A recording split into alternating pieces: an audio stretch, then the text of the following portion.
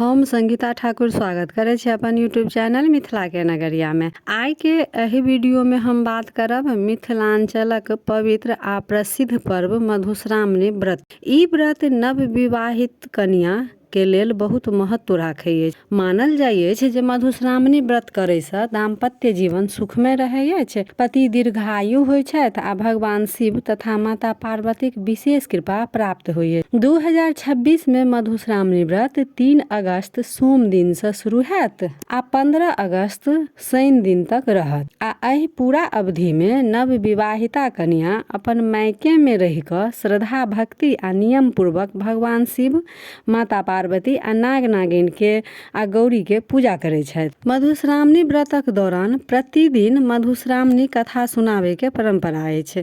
महिला पंडिताइन नव विवाहिता कन्या के शिव पार्वती, नाग देवता आ दाम्पत्य जीवन से जुड़ल धार्मिक कथा सुनबै छथि। एहि कथा से नव जीवनक कर्तव्य, प्रेम, विश्वास आ पारिवारिक महत्वक शिक्षा भेटै अछि। मधुश्रावणी केवल एकटा व्रत नहि बल्कि मिथिला के संस्कृति, लोक परंपरा आ पारिवारिक संस्कारक प्रतीक अछि।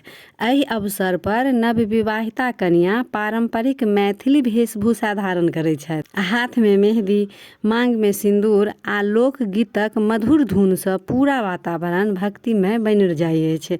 मान्यता अछि जे महिला श्रद्धा आ नियम से मधुश्रावणी व्रत करै छथि हुनकर वैवाहिक जीवन सुख, समृद्धि आ प्रेम से भरल रहै अछि।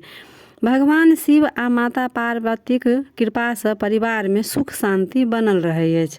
अहाँ सब नवकन्या सबके जे एहि बेर मधुश्रावणी पूजबै सब केओ के हार्दिक शुभकामना।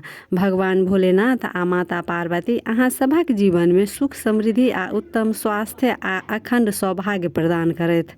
अगर अहाँ सबके ई जानकारी नीक लागल हुए तो वीडियो के लाइक करू, अपन मित्र परिवारक संग शेयर करू आ मिथिला के नगरिया चैनल के जरूर सब्सक्राइब करब।